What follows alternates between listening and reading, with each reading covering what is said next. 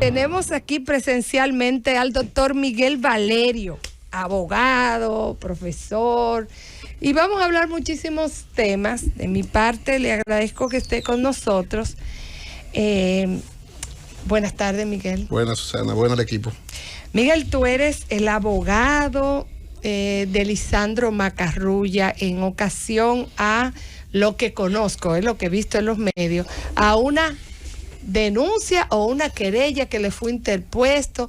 Vamos a hablar de eso. ¿Cuál es la naturaleza de la denuncia y cuál es el estatus procesal de la misma?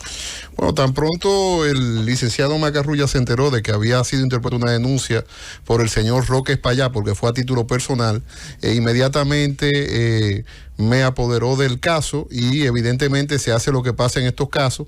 Se le solicitó que se notificase esa denuncia a los fines, evidentemente, de hacer los reparos del lugar. Esos reparos a esa denuncia son simplemente sobre un tema del año 2005, que eso llama la atención, que no solo lo firma el licenciado Macarrulla, sino que efectivamente se trataba de un contrato estatal con la familia Vicini Macarrulla a través de un consorcio que se llama Sanssouci y el señor Oyer y evidentemente el Estado Dominicano. La querella solo fue la denuncia. Y hago la diferencia, una denuncia y una querella. La denuncia es simplemente una información que se le da al Ministerio Público para que investigue, y la querella no. En la querella ya usted hace imputaciones directas a una persona. En ese sentido, le procedimos a pedirle al Ministerio Público que nos notificara. Ahí empezaron las malas interpretaciones, porque evidentemente fueron y me hicieron una entrevista en la oficina, y en esa entrevista yo dije inmediatamente de que me preguntan, ¿y cuál es la consecuencia de que una denuncia sea falsa en derecho? Bueno, la consecuencia la dice el mismo Código Procesal Penal, y es la responsabilidad civil, y en ciertos casos se podría llegar a la responsabilidad penal si hay imputaciones difamatorias. El licenciado Macarrulla, no es un secreto, que ha sufrido una campaña más allá de lo normal con un funcionario, de que esa campaña tiene como finalidad que lo destituyan, porque así lo dice la campaña, y evidentemente ante una práctica de chantaje y extorsión, el licenciado Macarrulla no va a ceder, y lo que hizo fue que apoderó abogado, y estamos contestando. ¿De qué trata la denuncia, Susana? Que esa es la pregunta que tú haces. Trata, como digo, de un contrato que pasó por el Congreso Nacional, que está en ejecución, que nadie ha impugnado, pero de lo que se trata es de que el señor Macarrulla renuncie al Ministerio de la Presidencia, o en su defecto que el señor Abinader lo cancele. Esas son las dos tendencias de esa denuncia. O sea, que un asunto tiene más un enfoque político que objetivo en términos judiciales. Evidentemente, porque si en 16 años usted no pide nada, y usted espera, o sea, eso se firma en el 2005, y en el 2021 que usted interpone una querella, ¿por qué lo está haciendo? Y además, ¿por qué solo contra Macarrulla? Porque debieron ponerla contra el presidente Fernández, contra el presidente Danilo Medina, contra todos los miembros del Congreso, en ese momento que era el Congreso de la oposición, porque este es un contrato que, aunque lo firma el presidente Fernández, va al Congreso, y en el Congreso quien estaba era el PRD en ese momento, bueno, inclusive presidido por un gran amigo mío que era el licenciado Andrés Bautista, que evidentemente no fue un contrato que se da de grado a grado ni nada de eso, como ahora se estila decir en muchos lugares, sino que es un contrato que pasó por unos requisitos y hay unos intercambios y nadie ha impugnado. ¿Quién es Bueno, Roque Espaillá, es interesante la pregunta. Tú sabes que en este mundo alternativo, Susana, y lo digo con mucho cariño, principalmente porque la trayectoria tuya es una trayectoria larga y muy querida por mí. Bueno, pues en este momento alterno, Roque podría ser un alternativo que tiene un movimiento que se llama C3, creo que es Ciudadano Comprometido con el Cambio, algo por el estilo, y la denuncia se remota al año 1886, porque él empieza narrando todo lo que pasó de Lilis, y en 7, 8 párrafos dice que hay que revisar un contrato, pero el contrato se revisa en sede administrativa, el contrato no tiene nada de penal, y si hubiese penal, pues entonces debió haber una reclamación con tiempo. Ahora mismo los legisladores acaban de aprobar aprobar lo que es el proyecto de Código Penal. Me estoy poniendo bonito para la foto, aunque vine en Chacabana, manga corta y caminando, estoy siendo ecológico. Entonces, se aprueba el proyecto de Código Penal y se le pone una restricción a la prescripción, porque si a una persona que va a la función pública lo van a perseguir la vida entera, va a haber problemas. Va a haber problemas. O sea, no hay duda. ¿Tú tienes detalles, Valerio, de lo que hizo la comisión que se retiró a la Romana en este fin de semana a estudiar el Código Penal sobre el informe que yo solamente he visto lo que ha salido en los periódicos, en el sentido de que se le puso precisamente un límite a la prescripción penal, se rechazó el asunto de las 3 causales, pero no sé si tú tienes detalles Mira, Héctor, y bueno, también saludándote, porque también aquí parece que cuando yo vengo a mi casa, y es un grupo de amigos, pues, que somos amigos fuera del tema de los medios. Efectivamente, yo le he dado mucho seguimiento al proyecto de Código Penal, lo he definido como un proyecto de Código Penal posible, lo que pudieron consensuar las fuerzas políticas en este momento, no el más avanzado. Hay una trampa, y la quiero decir para que la comunidad la tome inmediatamente. Yo desde el año 2009-2010 vengo diciendo de que la responsabilidad penal de los partidos políticos tiene que tener el Código Penal, porque hay muchas actividades ilícitas que pudiera hacer un partido político, y esa responsabilidad penal ahora la difieren a la ley electoral, situación que uno no entiende, porque evidentemente dice ese mismo proyecto de Código Penal en su artículo 3 que los principios generales de ese Código Penal se van a aplicar a toda la legislación penal, que eso debió ocurrir hace muchos años. Entonces, en cuanto a ese punto, que ellos dicen que lo van a referir a la ley electoral, pues mire que no. Debería quedar la responsabilidad penal de los partidos políticos consagrada en los principios del Código Penal, porque un partido político puede hacer muchas cosas más allá de la campaña. Tú acabas de tirar 2 cosas. Tú le acabas de decir al ingeniero, y que para mí es una primicia, que se ha limitado la prescripción en los temas de corrupción, que lo había dicho la diputada Farideh Raful, y le habían dicho que era falso. Tú no acabas de decir eso. Bueno, entonces hay que explicar un poquito más esto. No? Y no ha dicho también que quieren dejar, tal como ella había dicho, dejar fuera la responsabilidad. Correcto. Explícanos mejor. La responsabilidad penal de los partidos. Porque las 2 cosas son importantísimas. Sí, para decir entre muchas cosas más, ¿no? ¿Verdad? Porque un Código Penal rige la vida en sociedad. Mira, sobre el tema de la prescripción, mira, yo he sido un abanderado del derecho de defensa. Lo quiero decir de cara al sol. Y de hecho fui un crítico, y tengo una instancia de prescripción en el caso de Brecht, donde yo decía que la prescripción no puede ser eterna, que la Constitución lo que manda es que se limite la prescripción. Es decir, es muy injusto que Juan Pérez salga de la función pública en el año 2005, que ya el Código Procesal Penal, por cierto, regula eso, porque dice que la prescripción empieza a correr a partir de que usted finalice en su último cargo. Eso dice el Código Procesal Penal.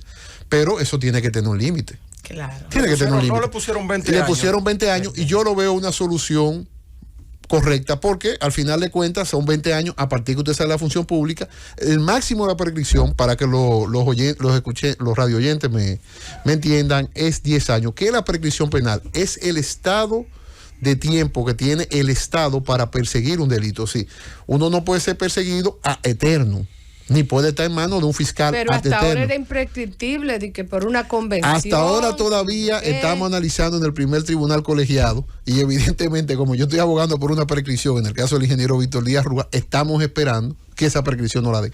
Nosotros decimos de que la prescripción y la imprescriptibilidad fue una interpretación del juez Ortega en el caso de Brecht, y que evidentemente está debatiéndose todavía, y que la Constitución no permite la imprescriptibilidad. Dice, tiene que tener un límite superior, pero de ahí a que algo sea imprescriptible, evidentemente que viola derechos fundamentales, porque está colocando a un servidor público en un estado diferencial del resto de los ciudadanos, y no es que no sea diferente, lo es, pero por eso se amplía el periodo de prescripción. Entonces, esa es la primera situación. La segunda situación, eso fue una conversación que yo tuve en la Universidad Católica, y creo que en un artículo que hice en Gaceta Judicial de hace muchos años, y otra vez lo retomé en un seminario de la Pucamaima que hicimos sobre el proyecto de Código Penal, ya mi actividad es meramente académica, decía, si hay responsabilidad penal para personas jurídicas, dígase empresa, tiene que haber responsabilidad penal jurídica para penal para todo lo que sea sociedad, sea público, sea privada, sea comercial o sea sin fines de lucro. Porque evidentemente ya el tiempo donde las personas jurídicas, es decir, cuando digo personas jurídicas digo sociedades comerciales, digo ONG, digo, ahora le llaman, el Constitucional dice entidades de derecho privada pública, porque hay diferentes definiciones. Evidentemente que tiene que tener una responsabilidad, porque en estos tiempos ya hablar de que no son responsables penalmente los partidos sería negar una historia, y voy a decir cuál historia. Básicamente en el derecho penal italiano, en Italia, que es donde más tienen experiencia con ese tipo de temas, la Camorra, que es la mafia de Nápoles, interceptó varios ayuntamientos. O sea, la camorra financiaba campaña, colocaba a los ediles o regidores, y la camorra como camorra, una vez en el puesto de la alcaldía, decidía, ya no tema meramente de financiación política. Por eso yo digo que los partidos políticos tienen que ser responsables, sino tema tan sensible en esos casos ecológicos. Me refiero a desechos o despojos que la camorra habilitaba sin ningún control medioambiental y lo lanzaba en terreno de Nápoles. Y por eso cuando usted ve fílmica de Nápoles, de lo que hicieron, el medio ambiente ahí está muy contaminado, inclusive con insumos humanos y cosas de esas, y eso lo hizo la camorra. Imaginémonos un partido político, Héctor, que aquí salga electo un diputado, ¿no, verdad? Ya salió electo. Ahora, ese diputado hace una ley que perjudica de maldad, o sea que uno ve la mala intención de esa ley. Ya no estamos hablando de un delito meramente electoral, que es donde quieren situar la responsabilidad penal de los partidos, sino el partido tendría que ser responsable por omisión del cargo público que ocupa. Y yo creo que eso, al final de cuentas, en vez de empequeñecer a los legisladores, lo engrandece. Porque si usted está pidiendo en el proyecto de Código Penal, usted le pide responsabilidad a todo el mundo, no a una gente. A ONG que se dedican a labores altruistas, claro, penal, por ejemplo, Corazones Unidos, la rehabilitación. Sí, pero imagínate Entonces los partidos no, los únicos son ellos. No, pero imagínate, ese es un buen ejemplo. Quitemos Corazones Unidos, que es una gran clínica. Pero vamos a decir a rehabilitación, por ejemplo. La clínica X. Vamos a poner la clínica X. Ahora, en el proyecto de Código Penal, hay delitos muy interesantes. Por eso yo estoy diciendo de que ese proyecto de Código Penal debieron aprobarlo como fuese. Porque lo que aquí está pasando es una vergüenza. Por ejemplo, aquí la manipulación genética. De esos son los temas que estamos hablando en el siglo XXI. O sea, la manipulación genética sin el consentimiento del paciente en ese proyecto de Código Penal está tipificado.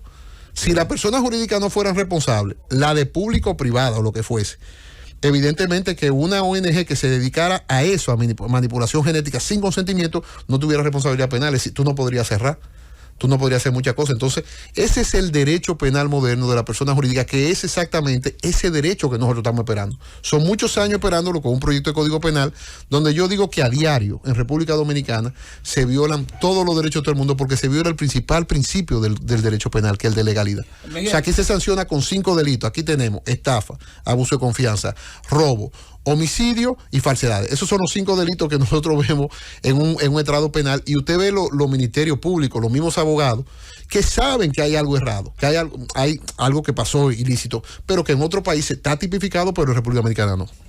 Recientemente la Procuradora General de la República instruyó a los fiscales un asunto que pudiera ser reforma para que en los casos de personas, de mujeres principalmente, que son víctimas de este ácido del diablo que le tiran para matarla o para desfigurarla, puede pasar también con hombres, que como que tipifiquen en la acusación ese acto como un acto de barbarie. La pregunta es una pregunta de tipo académico. ¿Tiene la Procuraduría la facultad para tipificar un delito que no está tipificado en el código como tal?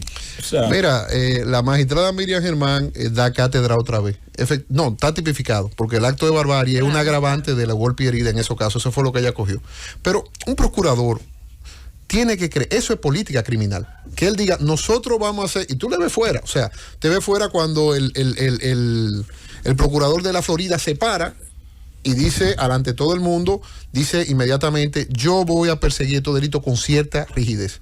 Aquí el tema del ácido del diablo, yo estoy totalmente de acuerdo con la magistrada Miriam Germán, es un acto de barbarie, pero no un acto de barbarie solamente en el plano penológico, donde hay un agravante, sino en el plano sociológico. Yo duré durante 5 o 6 años, que creo que fue el tiempo que más trabajé, por cierto, con Susana, en un proyecto de victimología, donde Susana iba invitada por el tema del feminismo, que era una de las vertientes de la víctima, que no es la única, que hay mucho más. Y evidentemente desde hace muchos años aquí se estaba reclamando de que por qué estos señores le ponían golpe herida, cuando los sometían. Porque hay muchas mujeres que la quemaron por ahí y ni siquiera denunciaron, porque dependen económico. Entonces, se gana otro premio la magistrada Miriam Germán, porque la política criminal es eso. O sea, ¿qué usted va a hacer? ¿Qué usted va a perseguir? ¿Cómo va a perseguir? Y eso da seguridad jurídica. Al final le cuenta la seguridad jurídica, porque nosotros vimos en un momento determinado de la gestión anterior del señor Jean Alain Rodríguez, donde hubo una discusión muy, muy fuerte por los acuerdos judiciales en temas de violencia de género, que estaban prohibidos desde hace muchos años, y sí, todos creíamos eso. Yo no estoy diciendo que vaya a ser culpa, porque aquí se hace mucho leña del árbol caído. Yo he dicho ya en varios programas, así lo he dicho, que sobre lo que le pasó al señor Rodríguez yo no me voy a referir. O sea, particularmente no lo voy a hacer, porque incluso fue compañero mío de estudio en la universidad. Pero sí pasó eso en esa gestión. Evidentemente, en esa gestión se volvieron otra vez los acuerdos y se mataron unas mujeres, creo que en San Pedro de Macorís. Sí. Entonces, esa es una decisión de política criminal. Yo no voy a hacer acuerdo en temas de violencia de género, o yo voy a pedir la pena máxima, o yo no voy a perseguir. Esas son las decisiones que tiene un procurador general de la República, que por eso es que aquí hay una discusión ahora muy fuerte, si procurador independiente totalmente del Poder Ejecutivo o no. Entonces, claro, si quita la independencia del procurador, pierde también la facultad de política criminal que la tiene actualmente. No quedamos en el Ministerio Público independiente y la política criminal. Sí, que usted dijo que pierde, que si fuera independiente perdiera entonces esa facultad. Claro, porque mira, la visión de lo que yo vi que se prometió en campaña el PRM, que tuve la oportunidad de verlo por dos cosas. Una, porque Farideh Raful, todo el mundo sabe que es mi hermana en lo personal y la apoyé en la campaña, ¿no? Lo digo a mucho orgullo, o sea, porque es una persona de mi estricta intimidad.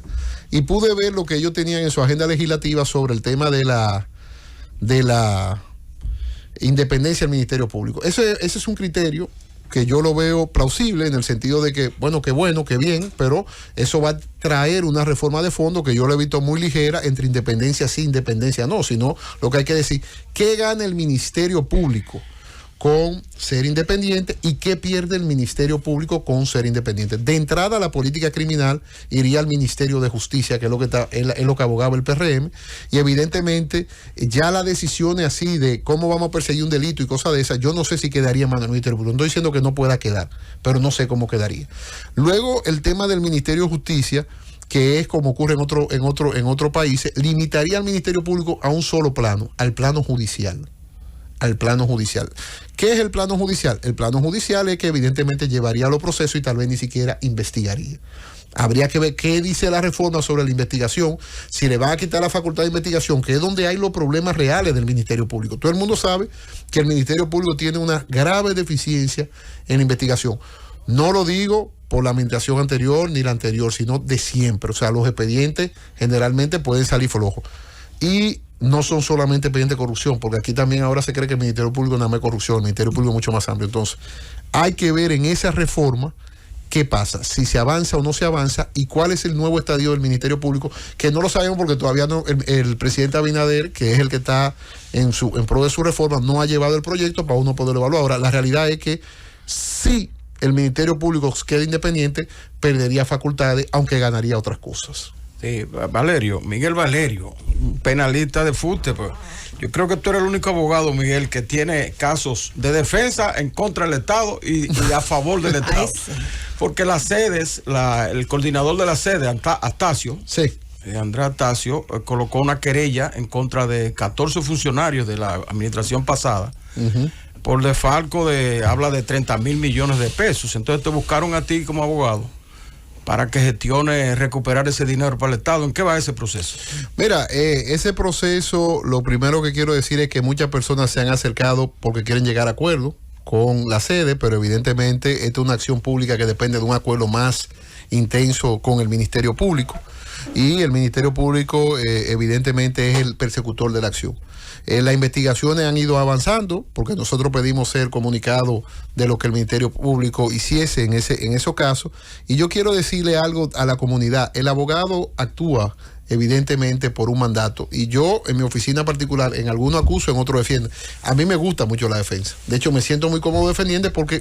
Pero no lo han acogido esa querella hasta sí, ahora. No, ya fue declarada admisible en 2 ocasiones. ¿Fue declarada admisible? Sí, fue declarada admisible por el Ministerio Público y fue declarada admisible por una jueza que estaba conociendo medida de coerción, donde se impugnó la calidad, y evidentemente la jueza evaluando la ley de electricidad, la composición accionaria y la ley de sociedades comerciales de la sede, que es un patrimonio diferenciado. O sea, digamos que la sede tiene patrimonio meramente público, la sede no, las sedes son patrimonio mixto, porque los antiguos trabajadores de la sede antigua pasaron a ser parte de... Pero ha habido audiencia. Sí, varias. De la querella. Varias. Hemos tenido amparo, primero hemos tenido amparo. O sea, ese proceso tiene como 10 o 15 procesos. De la querella de las EDES. Sí, sí. Pero la gente no, eso es una primicia aquí. No, sí ha salido, por eso medida de coerción. Básicamente en la revisión de la medida de coerción del caso Pulpo, acuérdate que había una fracción que era de la sede. Sí. El caso que no ha empezado todavía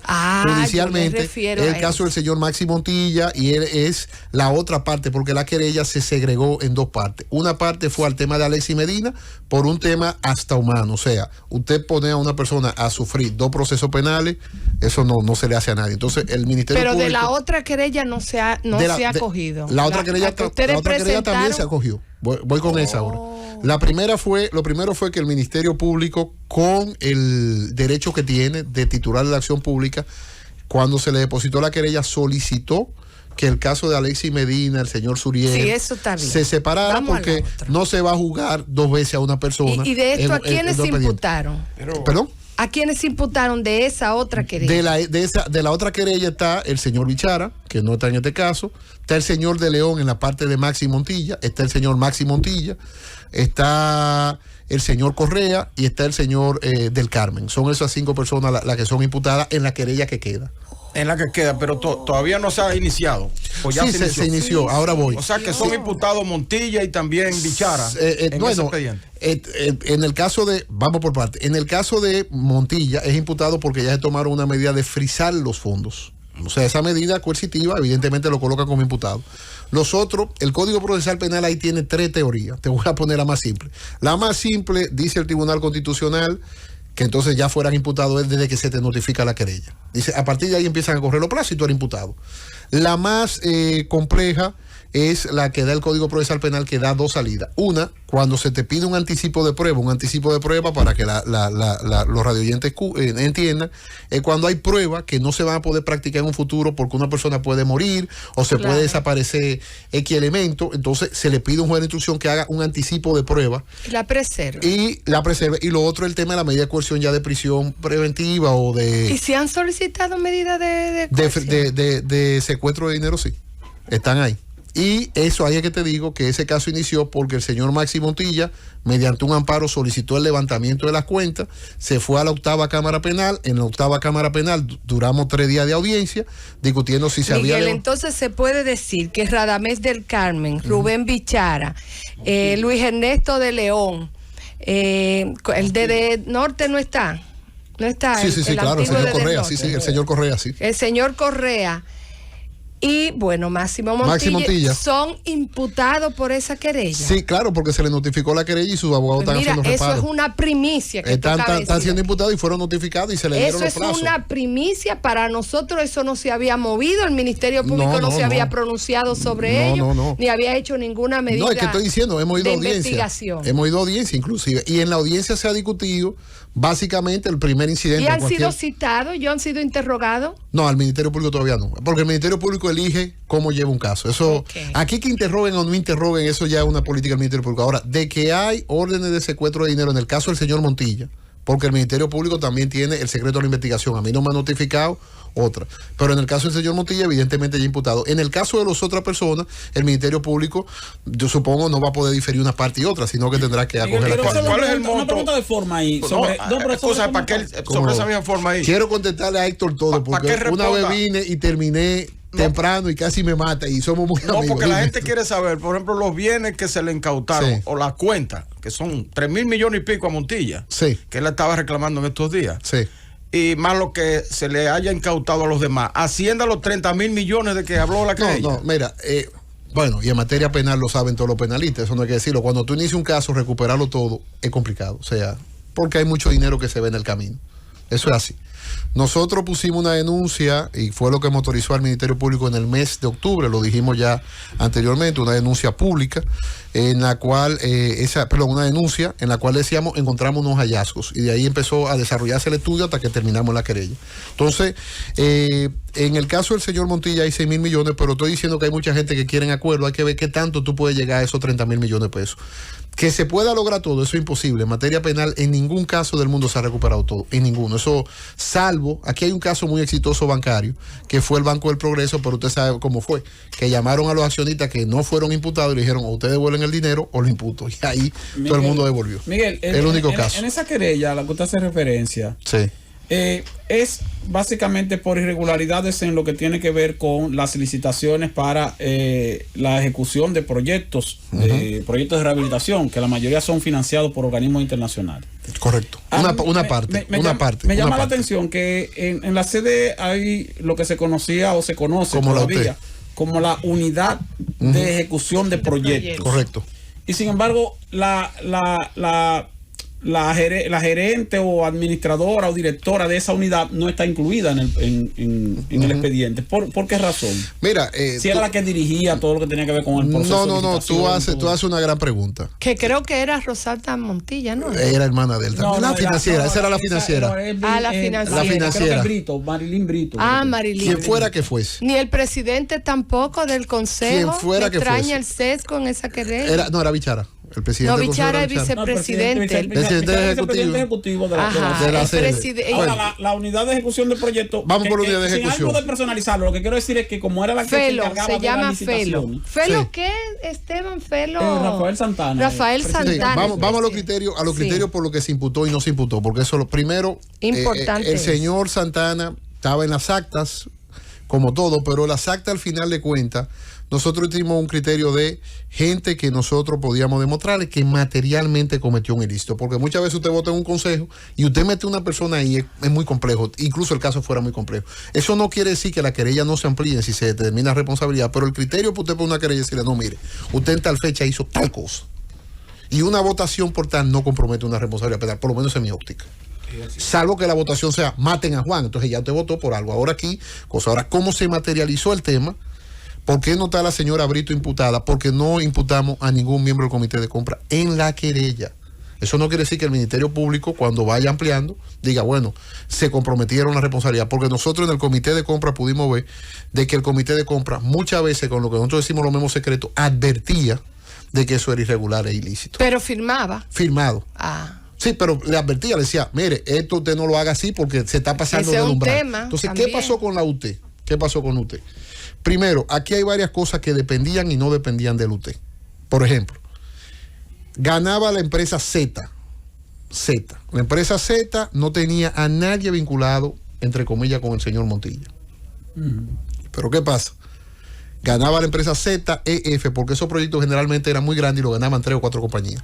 Las 3 compañías le compraban al señor Montilla de manera directa. Los precios entre una compañía y otra eran diferentes. O sea, a la empresa Z le vendía 10, a la empresa E le vendía 20, a 30. Tú dices, bueno, pero eso no tiene de irregular. Sí, pero entonces, para pagar en la sede, tenía que haber una certificación que digan, ya le compramos al señor Montilla. Entonces, evidentemente, que uno dice, ¿qué hace esta certificación aquí? Eso es lo que despierta. Eso también el caso de Edesur, de Radamés del Carmen. Sí, en Edesur fue peor, porque en Edesur hay un memo del consultor jurídico donde le decía, oye, el umbral lo pasamos en un 45-50%. O sea, ahí hay memo de más. Secreto, pero la investigación tendrá que pasar. Pero una querella lo dice, hay memo donde le decían a Radamés Carmen, Radamés, mire, usted no puede hacer esto porque usted está pasando en un 60%. Pero perdón, yo tenía entendido que el consultor jurídico era el representante de la AGG en el comité de compra. Sí, y él es que hace lo que yo digo, los Pero memos. Está imputado el señor Ignacio Se Mato. está investigando. Pero no está imputado. Pero eso como Oye, la querella tiene un acápite donde dice que hay que investigar a toda esta persona. Ahora, yo no puedo, Susana, si tú que trabajaste mucho, tú sabes lo que está hablando, porque Susana trabajó, para que la gente entienda, 30 años en tema eléctrico. Por lo menos yo la conocí litigando. No tan vieja, Susana, ¿no? Trabajé 22 años, en el sector eléctrico. Y estuve en las 3 distribuidoras. Vamos a bajarle 8. 34 en el Estado. Perfecto. No, eso del Estado. Yo la conozco bien y aquí no también, pero vamos a bajarle 8. Tú no puedes, mira, un funcionario que le haya dicho al director, mire, 25. No lo haga así. 25. No lo haga así. Imputarlo. O sea, no es serio. Y yo vi mucho memorándum de los comités de conversión no lo hagan. En el caso de la UTE, vienen 2 problemas adicionales. Eso fue lo que llamó las alarmas. Unidad técnica ejecutora. La unidad técnica ejecutora. Sí. ¿Qué pasó en el caso de la UT? Bueno, en primer lugar, pasó algo que no debió pasar, porque eso sí, ahí el Estado sufrió, que los préstamos del Banco Europeo de Inversiones fueron suspendidos por la cláusula anticorrupción. O sea, el mismo Banco Europeo de Inversiones dice, aquí hubo algo raro. ¿Qué era lo que yo avisaba? Según dice el señor Astacio. Uno, que la señora Montilla, como señora Montilla, era la gerente financiera de la sede. Segundo, que los procesos se violaron por el tema del parentesco del señor Montilla, evidentemente con el expresidente de la República. Y tres, que es lo más,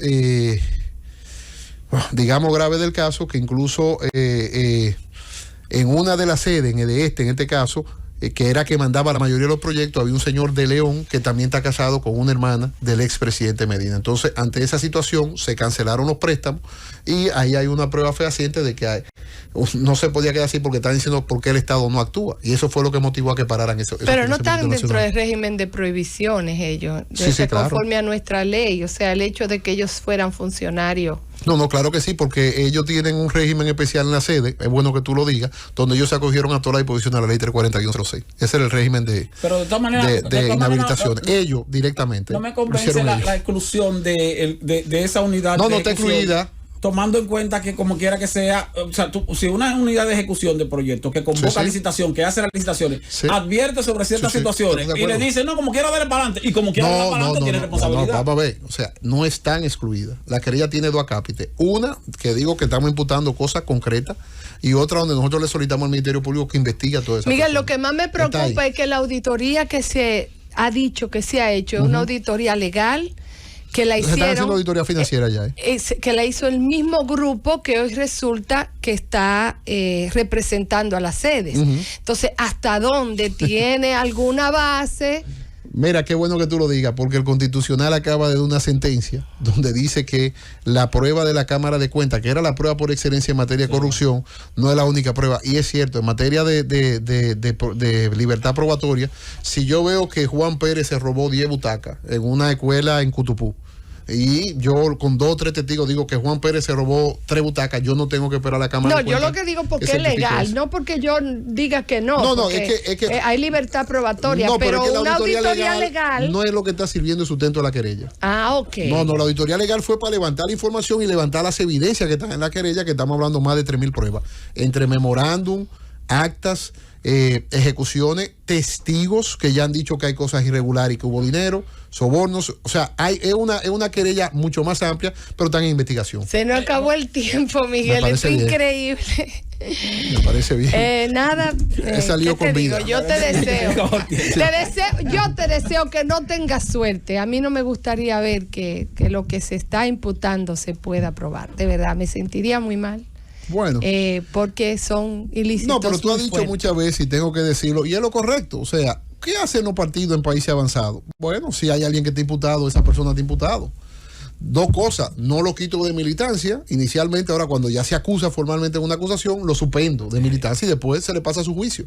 Eso es normal. O sea, es que aquí parecería que, por ejemplo, yo lo he dicho siempre, en la política entera, del país entero, yo tengo 3 grandes amigos que están en la política activa. Lo voy a decir. Señor Charlie Mariotti, muy amigo mío, secretario general del PLD. Yo no puedo saltar a decir que Charlie no es amigo mío cuando es amigo mío. Tú eres amiga mía, muy amiga mía. En el PRM, Farideh Raful, ya lo dije, no es que amiga, es una hermana mía. Pero Farideh Raful ni Charlie compromisario de todo lo que pasa en un partido, no somos locos. Y en el Partido Reformista, el secretario general Jochi Balagol es hasta familia mía lejana. Porque el papá de él y mi papá se quedaron juntos en Salcedo. Entonces, cuando usted viene a ver los partidos políticos, lo que yo no hago es ser un antisistema y un antipolítico. Porque yo creo que ahí está el peligro de la política.